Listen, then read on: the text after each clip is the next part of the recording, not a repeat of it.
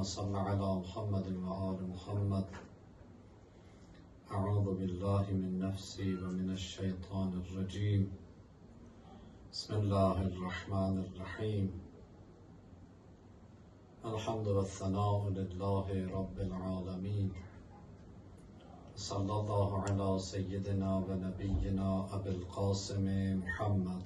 اللهم صل على محمد وآل محمد وعلى آله المعصومين المكرمين المنتجبين، واللعن على أعدائهم أجمعين إلى يوم الدين.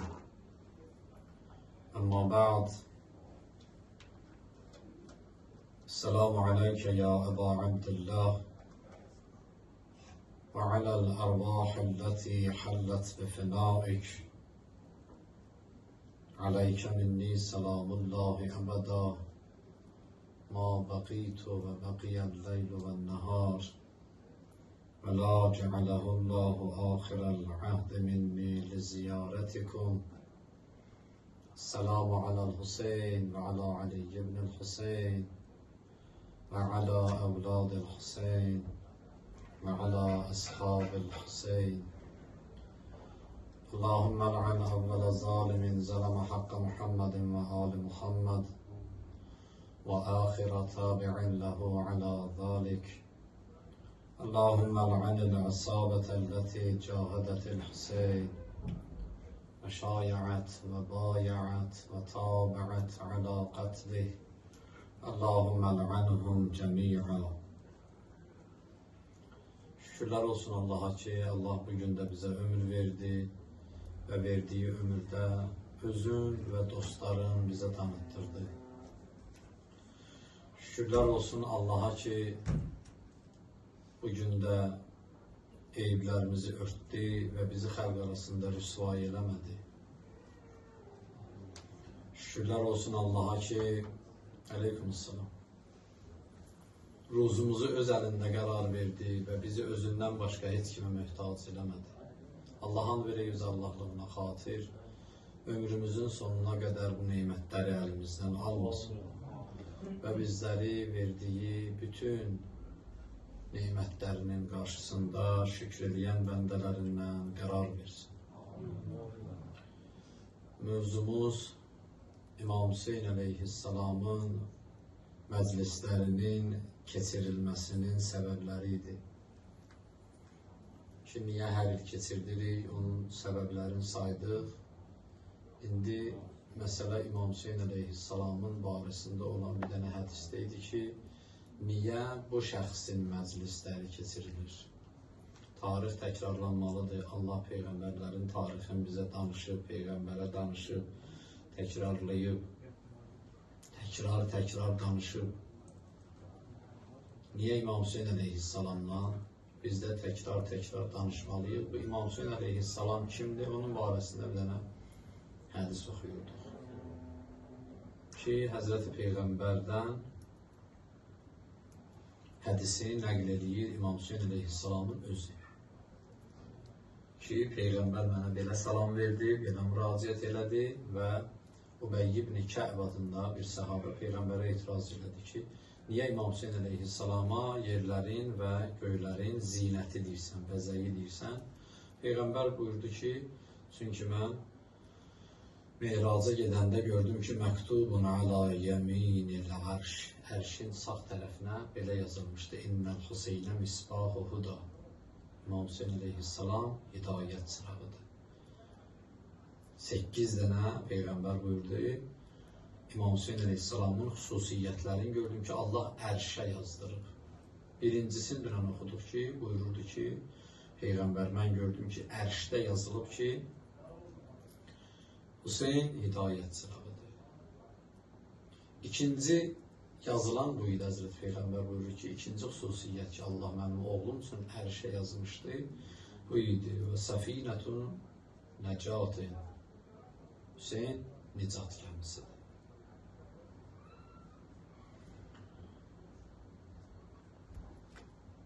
Necə ki, İmam Hüseyin əleyhissalam hidayət çırağıdır və belə deyək də, bu hədisin bir hissəsini elə çoxumuz əzbər bilirik də. İnnəl Hüseynə misbahul huda və səfinətün nəcat ki, Peyğəmbər buyurur. Bu hissəsi çoxlarımızın əzbərində var ki, İmam Hüseyn hidayət çırağı və nicat gəmisidir.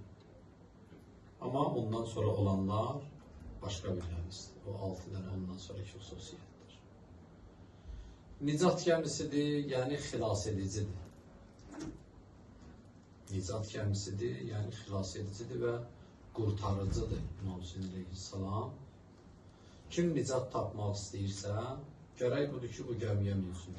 Zaten Əhl-i Beyti Peyğəmbər bizə bu cür tanıtdırır da ki, məsəlu Əhl-i Beyti kəməsəli səfinəti Nuh. Mənim Əhl-i Beytimin misalı Nuhun gəmisinin misalıdır. Yəni, mənim Əhl-i Beytim Nuhun gəmisinə bənzəyir. Peyğəmbər buyurur, mən rəkibəhə nəcab. Kim bu gəmiyə minsə, nicat tapar. Və mən təxəlləfə ənhə qəriqə. Kim bu gəmidən üst çöndərsə, batar, boğular, qərq olar. Elə biz işlədirik də, o qəriqdən ərəb sözü özdə qıyla dögülü,ğınlandır. Biz qı kimi işlədirik, batmağa, qərq olmaq deyirik də. Qərq deyil, qərqdir. Yəni, qafla yox, qəyinlə. Peyğəmbər buyurur, mən təxəlləfə ənhə qəriqə. Kim mənim Əhl-i Beytimdən üst çöndərsə, qərq olar, batar, boğular. Bu da məşhur hədisdir ki, bilirsiniz və bildiyiniz kimi bunun da səbəbi var. Həzrət Peyğəmbər demədi, mənim ailəm gəmiyə bənziyir.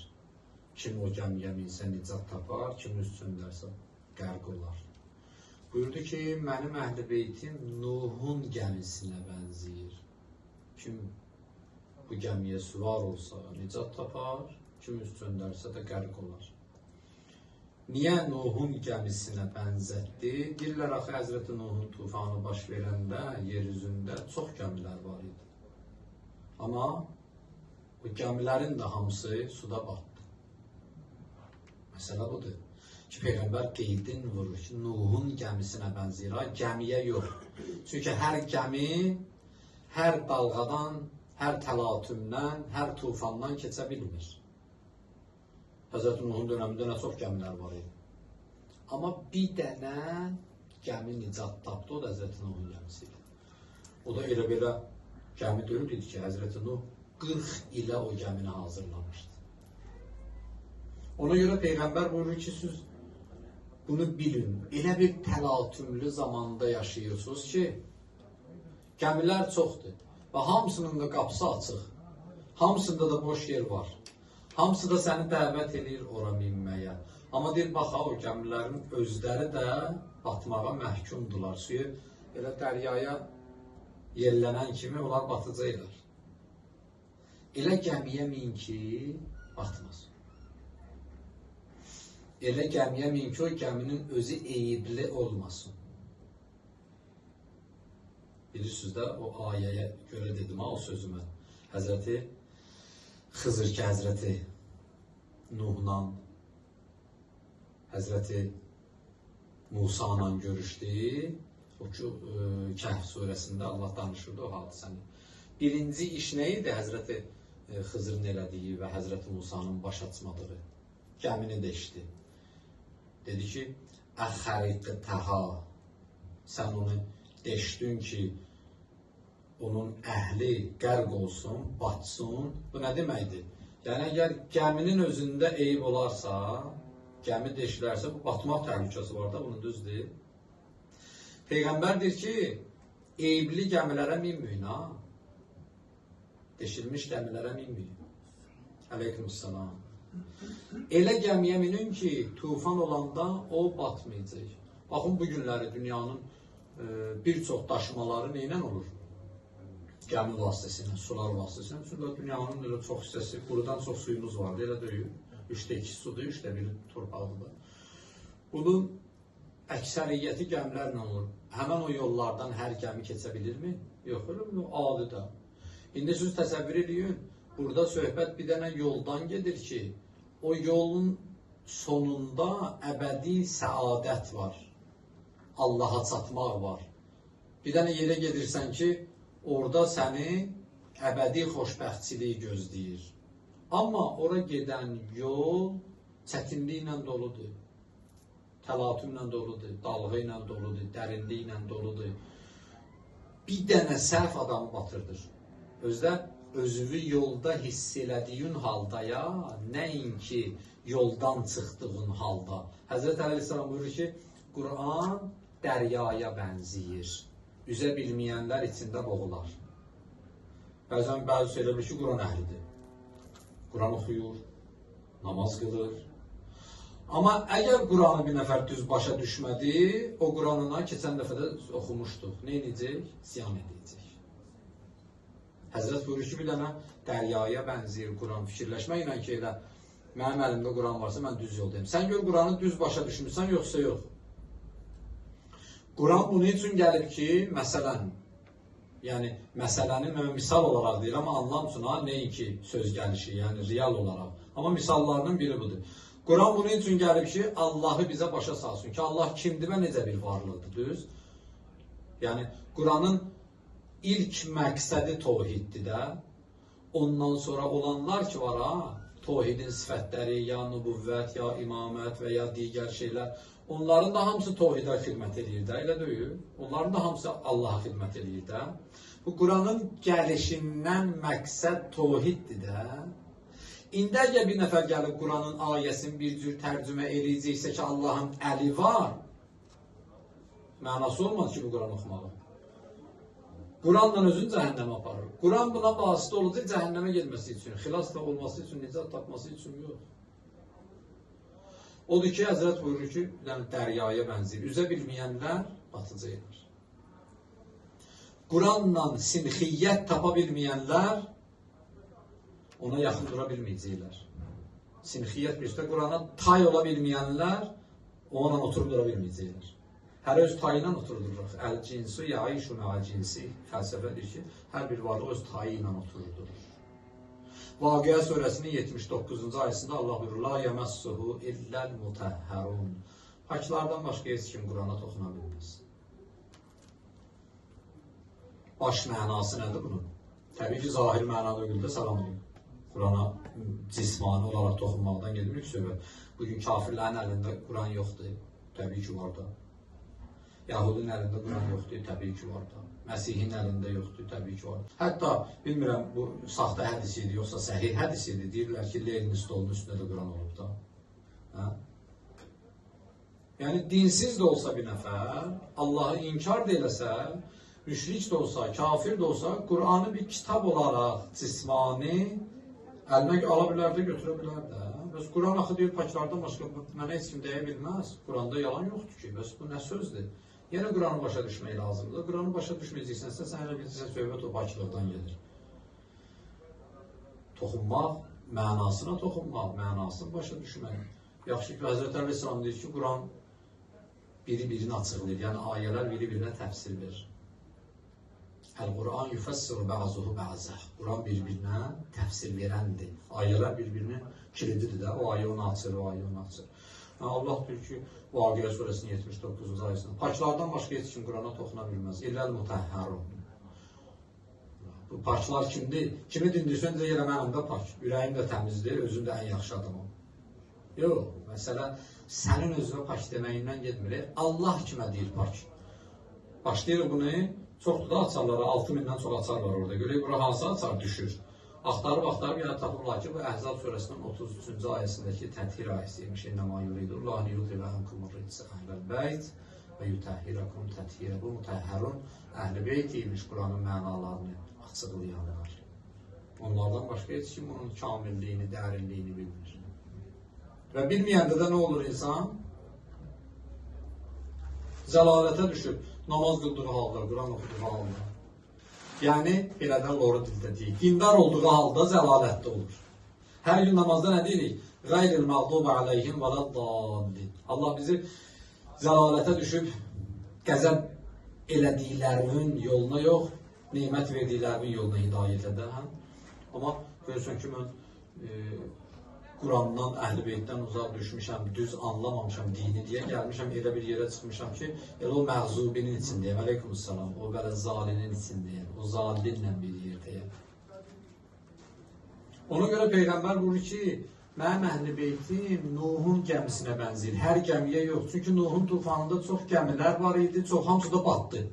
Bu Qurandır da, bunu ki, inkar edən yoxdur, gəmi qalmadı ki orada. Bir dənə Həzrəti Nuhun gəmisi qaldı ki, 40 ilə düzəltmişdi. Bir dənə o gəmi qaldı və ona kim mindisə nicat tapdı. Ondan kim qaldısa, nə oldu? Həlak oldu. Həlak oldu, məhv oldu, batdı, boğuldu.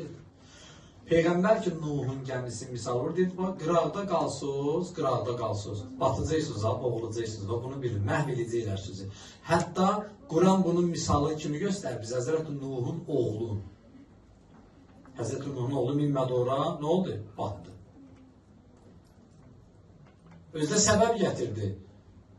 Həzrəti Nuh dedi oğluna ki, ya bu nə irkəb mə'ana. Oğlum, ya sən də min də biz ilə gəmiyə ki, nicat tapasan.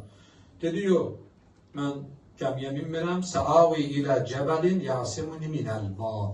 Mən, orada bir hündür dağ var idi. Dedi, mən o dağa çıxacağım, məni sudan qoruyacaq. Getdi, su gəldi, dağlarda qaldı da suyun altında. Su gəldi, bunu götürdü, apardı. Və kânə minəl halikin. Ya kânə minəl muhləkin. O həlak olanlardan oldu da. Kânə minəl muhləkin. Batanlardan oldu da. Batdı, getdi, həlak oldu, məhv oldu. Peyğəmbərin oğlu getdi cəhənnəm. Peyğəmbər deyir ki, qıraqda qalsın. Ola bilər kimsə, bunlar elə belə sözlər deyil ha. Ola bilər kimsə sənin gözüvə xilas edici kimi görsənə. Necə ki, Nuhun oğluna o da xilas edici kimi görsənirdi. Ola bilər bir yer sənə pənah verə biləcək kimi görsənə. Necə ki, o dağ Nuhun oğlunun gözünə pənah verə biləcək kimi görsənirdi. Amma batacaqsan. Deyir mənim Əhl-i Beytim Nuhun gəmisinə bənzəyir. Yəni o tufan ki gəldi, bütün gəmilər batacaq, bir dənə mənim Əhl-i Beytimdən başqa. O tufan hansı tufandır? Ahirətin tufanı ki var, o ahirətin qovğası ki var, o ahirətin dəhşəti, vəhşəti, qorxusu, həyəcanı ki var. Orada Əhl-i Beyt əleyhissalamdan başqa heç kim kömək edə bilməyəcək, heç kim nicat tapmayacaq, necə də nicat verə bilməyəcək, şəfaət edə bilməyəcək.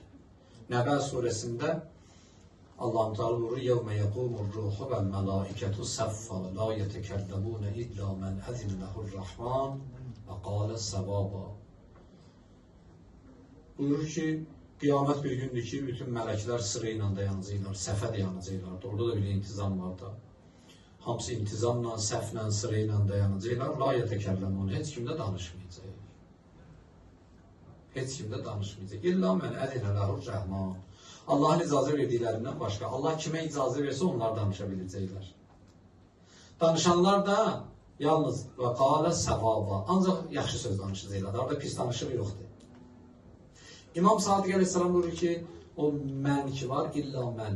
Yalnız o şəxslərdən başqa ki, əzinələhur rəhman. Rəhman olan Allah onlara icazə verəcək. Deyir, onlar bizik, Əhl-i Beytdir ki, Allah bizə icazə verəcək. Və qalə səvaba və biz o danışanlar savab iş danışacaqlar. Savab o bizim bildiyimiz savab deyil. Bir ərəbin bir savab var, 3 nöqtə, bildiyimiz savab iş. Yəni o savab ki verirlər. Bir də sadla olanda, yəni düz. Düz danışacaqlar, yaxşı söz danışacaqlar. İmam Sadiq buyurur ki, o bizim şəfaətimizdir. Biz şəfaət edəcəyik. Ora bir aləmdir ki, orada bilirsiniz də heç kim tanımayacaq. Quran deyir ki, Allahın icazə verdikləri insanlardan başqa işə qarışa bilən olmayacaq. Niyə? Çünki bu tərəfdə deyirlər Əbəsə surəsində. فَإِذَا جَاءَتِ السَّاخَةُ يَوْمَ يَفِرُّ الْمَرْءُ مِنْ أَخِيهِ وَأُمِّهِ وَأَبِيهِ وَصَاحِبَتِهِ وَبَنِيهِ. Qiyamət gələndə, qiyamət elə bir gündür ki, insan öz atasından, anasından, həyat yoldaşından, övladlarından qaçacaq, qardaşından qaçacaq. Niyə? Səbəbini də deyir. Yəni gizli də deyil. لِكُلِّ مْرِئٍ يَوْمَئِذٍ شَأْنٌ يُغْنِيهِ. Çünki hər bir insanı öz əməlləri başını qatacaq. Öz cavabdehliyi hər kəsin öz başını qatacaq. Və mən inanmıram dünyada bir nəfər ola ki, bu misalı başa düşməyəm. Bu Əbəsə surəsinin bu hissəsini. Bilirsiniz niyə? Ha? Hər kəsə kömək eləyir. Bir həddidə. Görür ki, o kömək gözləyən həddin aşır, deyir ki, əşi, mən dərdim sənin başımdan aşır. Hətta bəzən o yaxın seviləni keçək, bir köynəkdə yaxınlaşar. Ailə üzvlərinə münasibətdə, qardaşa münasibətdə, valideynə münasibətdə hətta bu söz deyilir, deyilmir. Əşi, mən öz başımı gücünə saxlayam. Dost olma qardaşındır bu sənin. Qardaşda ona tərəfəsi yoxdur ki. Həzrət Peyğəmbər buyurur, atalarımız dünyasını dəyişəndən sonra böyük qardaşlarımız ata ünvanındadır. Ataya göstərdiyimiz ehtiramı ona göstərin. Peyğəmbərin göstərişidir, tövsiyəsidir bizə. Yəni, qardaş ata əvəzidir də qardaş. Hə? Amma sən Allah bu söz deyilmir. Əşirdir, mən də öz ailəm uşağım var. Yəni, bu ki, bu dünyada bu deyilir, qiyamətdə deyilməyəcək. O qiyamət ki, Həzrət Peyğəmbər buyurur ki, süd əmər körpəsini ana süd verdiyi halda qucağından yerə qoyub qaçmaq istəyəcək. Ona deyəcəklər ki, uşağın qaldı, çönəcək, deyəcək ki, tanımır. Orada qardaş düşər ya da. Peyğəmbər buyurur ki, südəmər körpələrin qiyamətin dəhşətindən saçı ağaracaq. Südəmər körpələrin qiyamətin dəhşətindən saçları ağaracaq. Bugün dünyada saç ağarmaq üçün bir zaman lazımdır, bir ömür lazımdır. Orada bir anın içində qorxudan saç ağaracaq. Orada İmam Sadiq buyurur ki, bizdən başqa danışan olmayacaq. Peyğəmbər orada deyir ki, buradan bir gəmiyə minin ki, mənzil başına çatdırsın. Yəni, çoxları deyir, biz yoluq, biz məzhəbi, biz cərəyan, hər nə deyirsən deyilən. Bəziləri hətta din də çıxardı, bəziləri Peyğəmbərlik iddiası da elədi. Məsələ budur, bu sənin məqsədə çatdıra bilir, yoxsa yox? Əgər məqsədə çatdıra bilirsə, deməli düz deyir. Düz deməsi üçün də tələbəlik deyir ki, heç kimin özünə yalancı deməsi ki, deyəcək mən düz deyərəm də. Düz deməsi üçün də hər kəsin öz düzlüyü ispat etməlidir, möcüzə lazımdır, səbəb lazımdır, əsas lazımdır. Bunlar da olmayandan sonra, bu söz deyil ki, məsələn, sən gəlib deyirsən ki, mən də bir məzhəb yaratdım, mən də məzhəb başçısıyam və mən də nicat verəcəyəm. Yox. Peyğəmbər buyurur ki, İnnəl Hüseynə səfinətü nicatin. Mənim oğlum Hüseyndir nicat gəmisi. Özdə Peyğəmbər bunu nəql edir Allahdan, deyir, Allah ərşə yazdırıb ki, Hüseyn nicat gəmisidir. Çünki bu təlatümləri keçməyə hər gəminin işi deyil bu. Hər gəmi oradan keçə bilməyəcək. Hər gəmi nicat tapa bilməyəcək. Hər gəmi xilas ola bilməyəcək. Hər gəmi buradan ötüb keçə bilməyəcək. Bura elə bir təlatümdür ki, gəmilərin özləri də batırlar. Bura elə bir təlatümdür ki, gəmilərin özləri batırlar.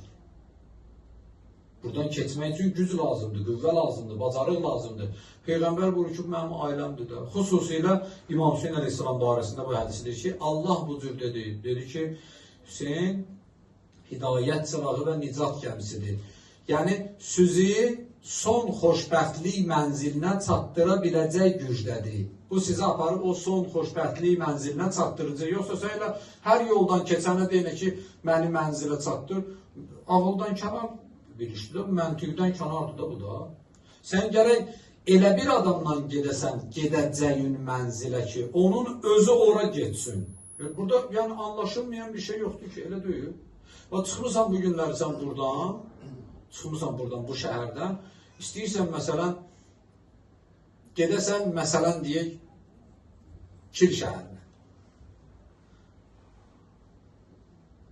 Gedib minirsən Münhen qatarına.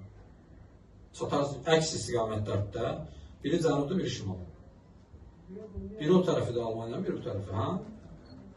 Gedib çatarsan, belə hörmət eləsinlər səni heç regiona minmək icə yemək. Əks istiqamətlə biraz da tez çatacaqsan. Mənzil başına yox, ha?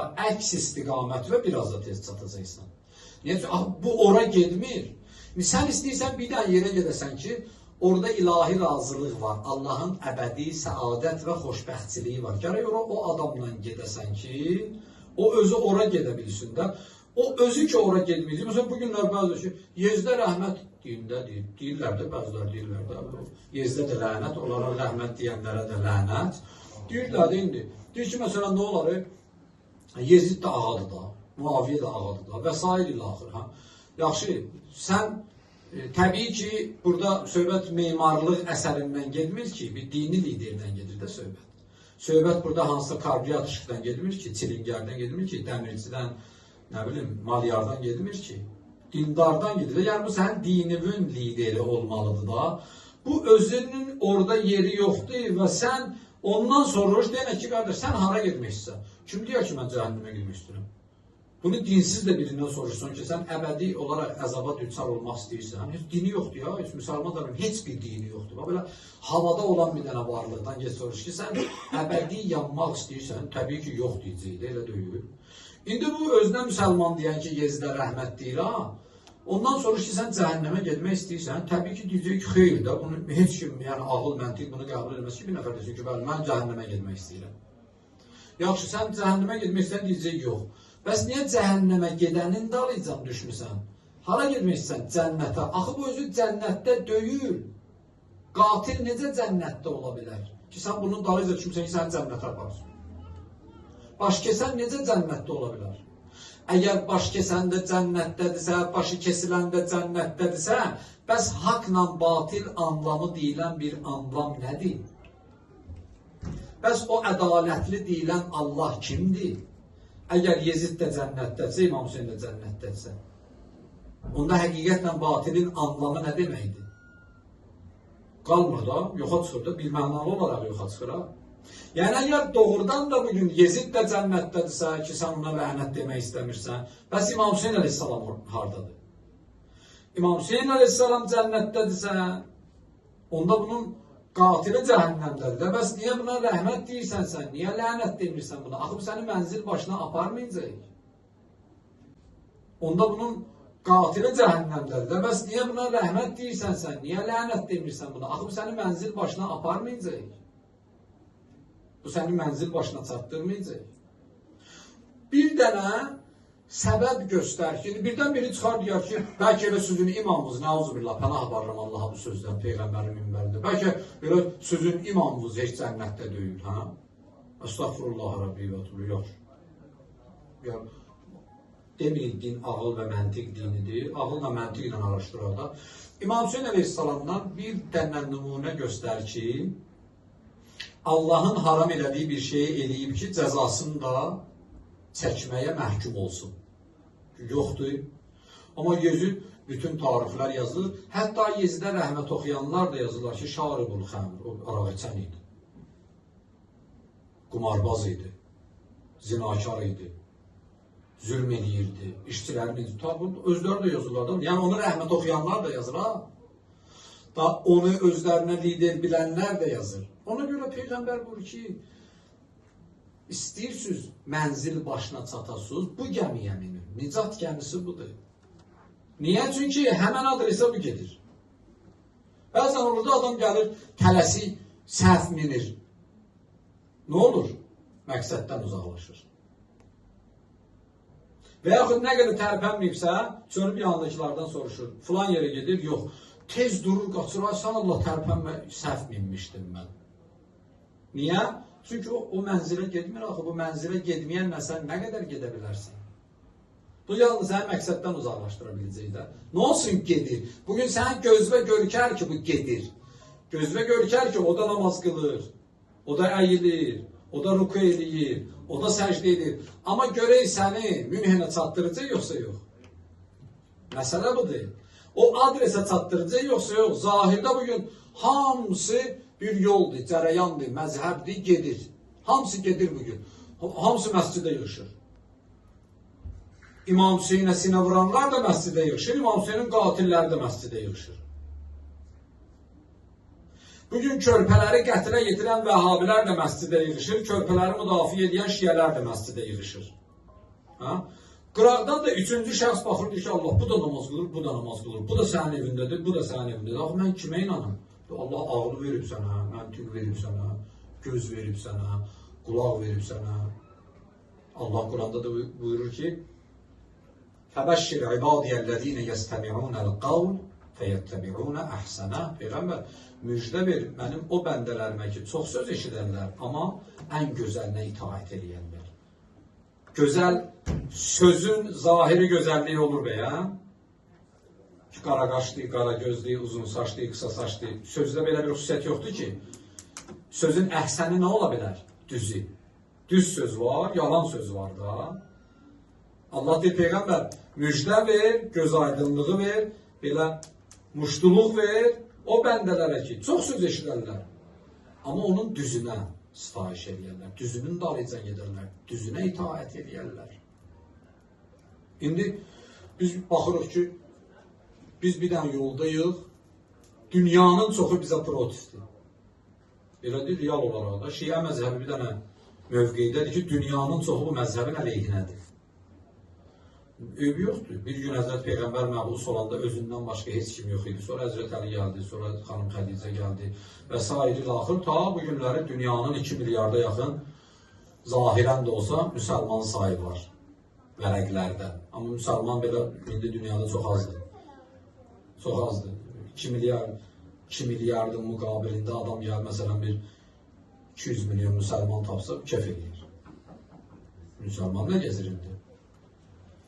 Bütün müsəlmanlar deyirlərmi bugün günahsız körpələrin qətlinə şərait yaradanlar, pul verənlər, silah verənlər, kömək edənlər, hava məkanlarını verənlər, quru məkanlarını verənlər, su məkanlarını verənlər, hamısı İslam ölkələridir də.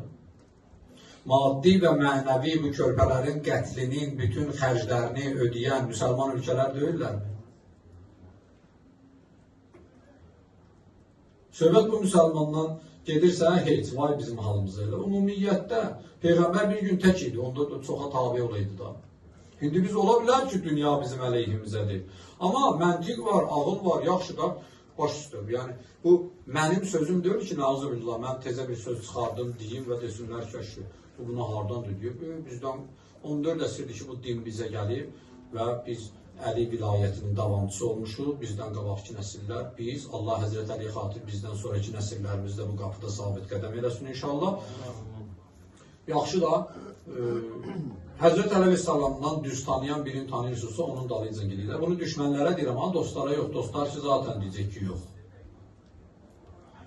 Əşir, belə müsəlmanın Həzrət Əlini imam kimi qəbul eləyənlərin də qoyağı, qırağı, dünyada bir nəfər çıxsın bütpərəstlərin içindən. Heç Yahudi, Xristiyan da demirəm. Bütpərəstlər var ha. O Hindistanın o ata, itə, inəyə sitayiş eləyənləri var ha. Onlardan belə bir nəfər çıxsın, Həzrət Əli Aleyhisselamdan düz danışan birini tapsın, Allah haqqı biz keçirik ona tərəf.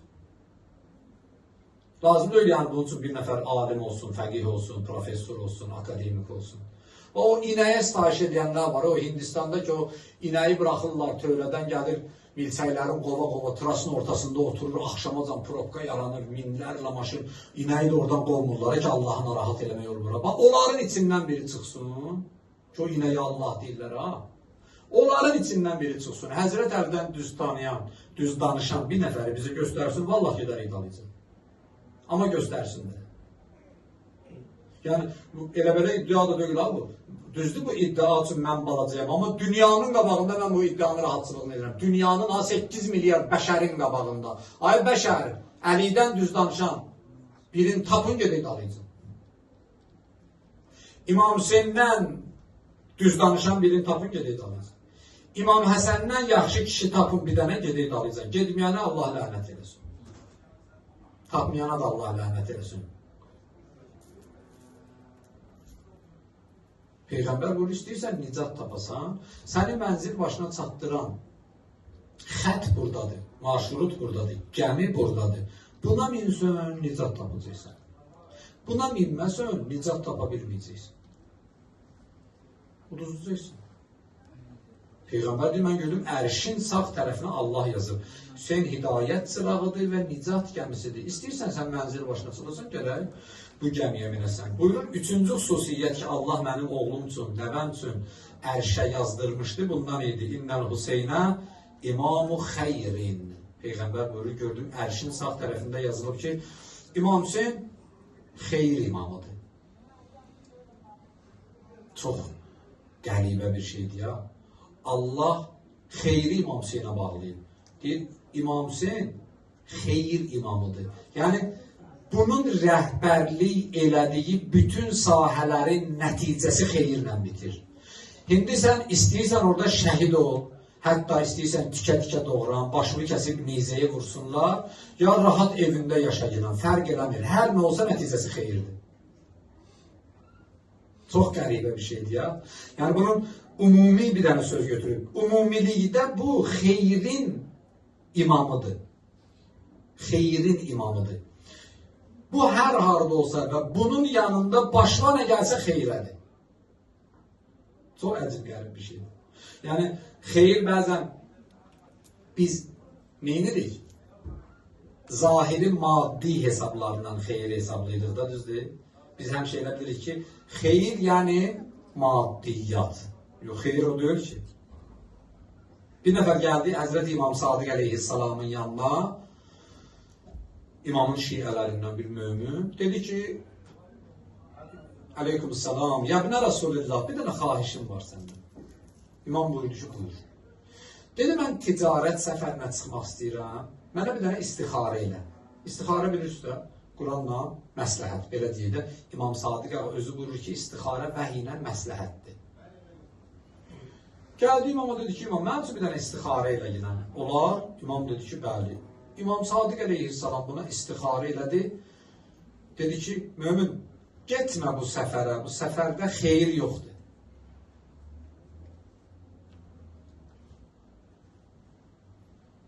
Amma mömin bir səhv eləmişdi.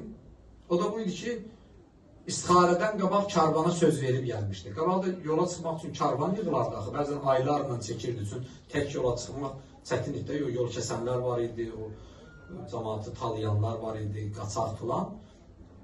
Məcbur idilər bunlar bir qrup formasında, kollektiv formada çıxsınlar yola ki, orada xüsusi özləri ilə silahlı adamlar götürürlər, mühafizəçilər götürürdülər, çoxluğu və s. ilaxır və digəri və ümumi heç yol kəsən də olmasa o vaxtın aylarla piyada yolçuluğu, bir-birinə əyyan, kömək olmaq filan, bunlar hamısı məsələ idi.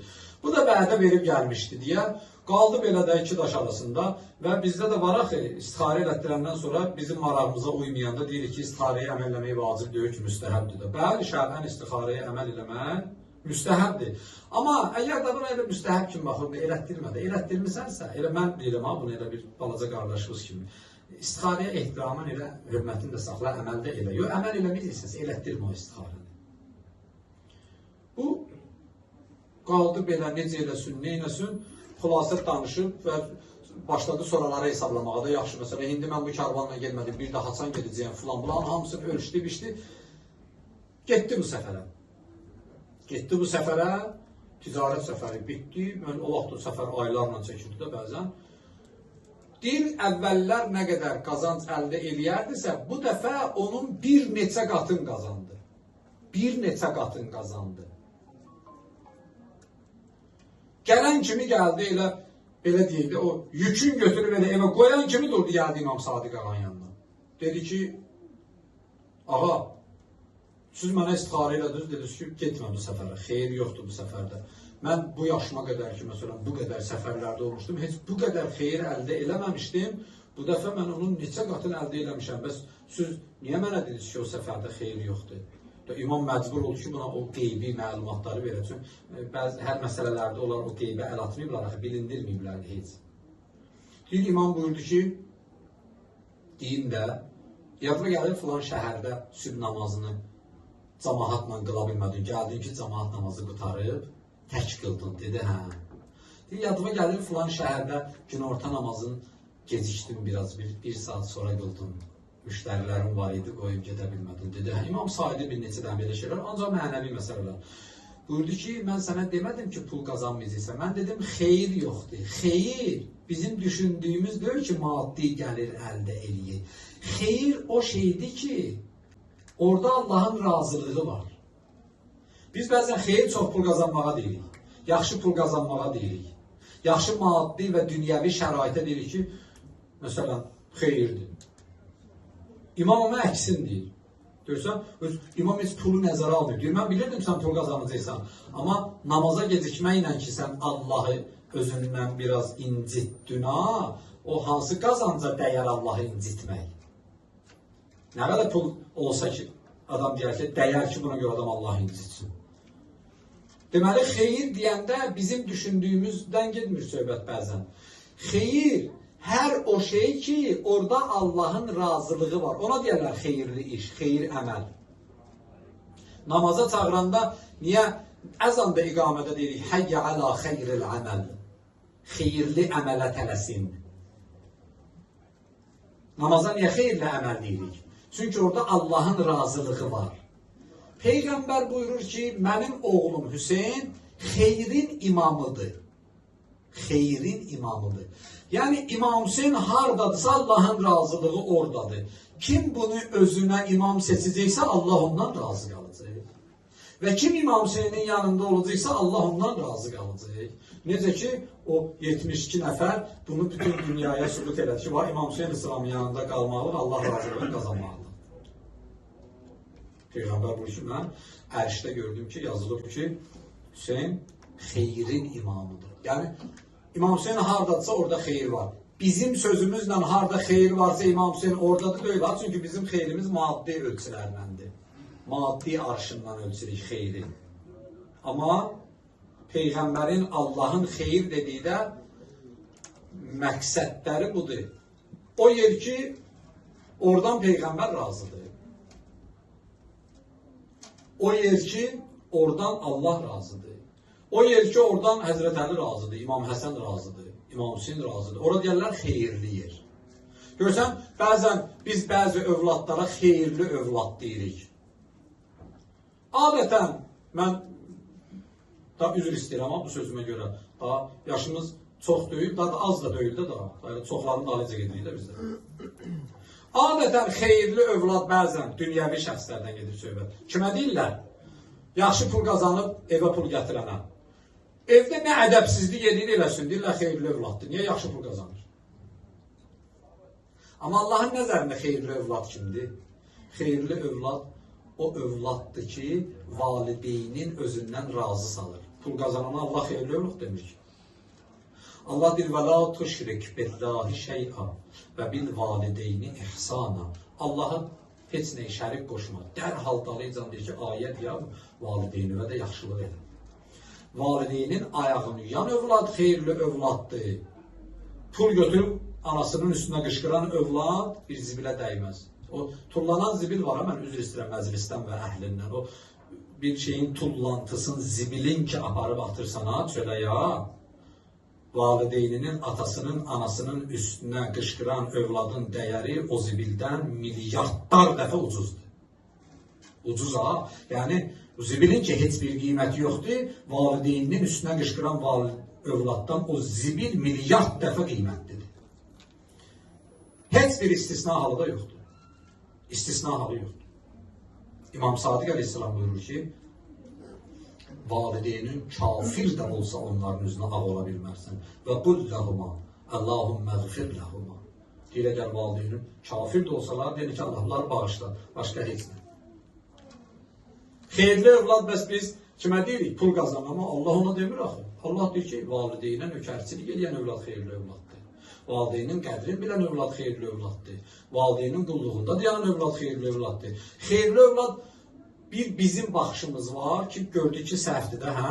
Bir də Allahın baxışı, Peyğəmbərin baxışı. Xeyirli övlad bilirsiniz kimdir? Uveys. Uveys Qarani. İnşallah bizim elə Kəbulay balamızın balası da o Uveysdəylər. İnşallah o Uveyslər olar. Xeyirli övlad Allahın baxışında Uveysi Qaranidir. İnşallah Uveysi Səliyani da olar. Allah'ın peygamberiyle görüşmeye gelmir, buna göre ki anası icazı vermir. Bəh. Xeyirli övlad budur. Niye? Çünkü hemen görüşüne getmək istədiyi kişi deyib ki, valideynin icazı verməsə, gəlmə mənim yanıma. O da ona əməl edir. Sonra gəlib bir həddə çatır, xeyirli övlad budur. Peyğəmbər gəlir, o xeyirli övlad gəlib, bir dənə Peyğəmbər gəlin küçəsinə girib, çıxıb gedir. Peyğəmbər gəlir, yoxdur o xeyirli övlad indi burada. Çıxıb gedir. Peyğəmbər buyurur ki, inni əşimmu rihətəl cənnə. Mən buradan cənnətin iyini hiss edirəm. Niyə? Uveys o küçəyə girib çıxıb. Peyğəmbər əlavə ətir. Bilirsiniz, Peyğəmbər ətirin özüdür.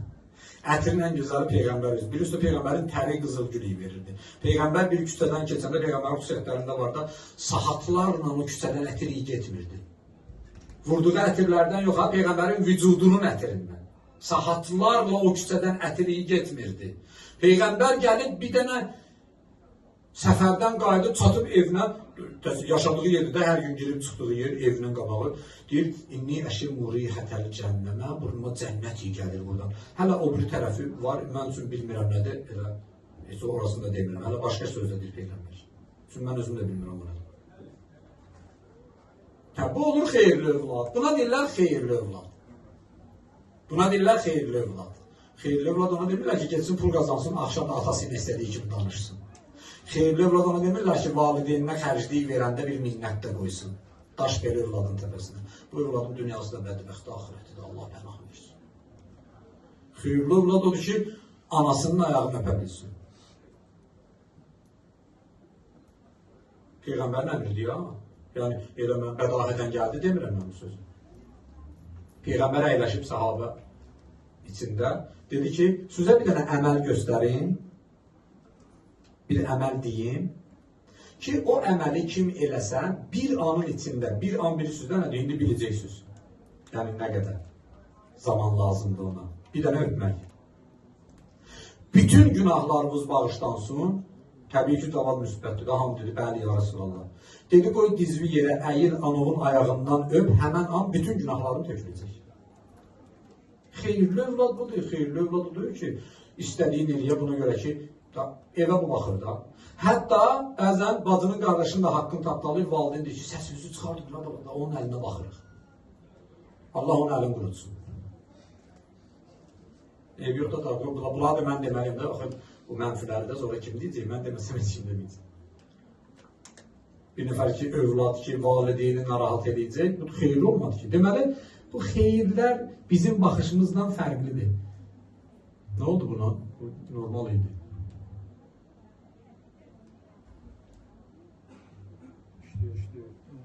Deməli, fərqlidir. Bu ki, Peyğəmbər buyurur ki, İmam Hüseyin xeyrin imamıdır. O demək elə, orada yaxşı gəlir var, maddiyyat var, dolanışıq var. Yox, İmam Hüseyin İslamiyanda şəhadət də var, zindan da var, həbs də var, döyülmək də var, alçalmaq da var, işgəncə də var. Amma əbədi səadət var, əbədi xoşbəxtçilik var, Allah razılığı var, Allahın rizayəti var. Əsas odur ki, Allah səndən razı olsun. İmam Hüseyin Əsəlam olan yerdə olmaq, yəni Allah razı olan yerdə olmaqda. Bax, gəlin belə əl-haqqı və insaf, bu gün elə hər kim kimi sevirsə, Allah qiyamətdə də ona məşhur eləsin, hər kəs inşallah. 2 dənə məclis qurulsun, birində Yezid otursun, birində İmam Hüseyin. Bu cəmaatdan soruşaq görək, hansı məclisə Allah məclisi deyərlər. Və yaşadıqları dönəmdə Yezidin oturduğu məclislər necə olurdu? İmam Hüseynin oturduğu məclislər necə olurdu? Kimin məclisinə Allah gəlirdi, kimin məclisinə iblis gəlirdi? Məlumdur da, bunun gizli bir məsələ deyil ki. Peyğəmbər buyurur ki, mənim oğlum Hüseyin imam-ı xeyrin. Allah deyir, ərşə yazıb ki, xeyrin imamıdır. İmam Hüseyin oradadırsa, xeyr oradadır. İmam Hüseyin oradadırsa, Allahın razılığı oradadır. Və kim həmən bu İmam Hüseyin əleyhissalam ki, imamın xeyridir, ona iman gətirib, onun yanında olacaq, Allahın razılığının sayəsində qalacaq. Allahın xeyri, bərəkəti bunun üstünə gələcək. Allahın xeyri, bərəkəti buna nazil olacaq. Allahın xeyri, bərəkəti də elə bayaq dediyimiz məsələlərdir də. Çünki sən Allah istəyən işləri görəcəksən. Məsələ budur ki, çox pul qazanacaqsan. Allahın xeyir verdiyi bəndələrdən bir Miqdad idi, küçədə yatırdı. Miqdad ibn Əsvəd, Peyğəmbərin sahabəsi. Əhl-i Suffədən idi. Əynindəki paltardan başqa heç nə yox idi. Fəqirin fəqiri idi. Fəqirin fəqiri. Küçədə yatırdı. Amma Allah ona xeyir vermişdi. Peyğəmbər buyurur ki, mənim oğlum Hüseyin haradadırsa, xeyir oradadır. Kim istəyirsə xeyir tapsın, mənim oğlumun yanında olsun. Çünki Allah bunu ərşə yazdırıb. Allahın verib öz Allahlığına xatir bizi İmam Hüseyin ağadan ayrı salmasın. İmam Hüseyin ağa ilə yaşadı, İmam Hüseyin ağa ilə öldürsün. İmam Hüseyin ağanın ziyarət və şəfaətin dünya və axirətdə bizə ruzi eləsin. İmam Zaman ağanın zuhurunu təcil eləsin. Sayəsində rəhbər müəzzəm və sair mərazi hifz eləsin. Rəhbərimizin tərəfdarların müvəffəq, düşmənlərin, ona qarşı hilə eləmək istəyənləri xar və zəlil eləsin. Vəssalamu aleykum və rəhmətullahi və bərəkatuhu.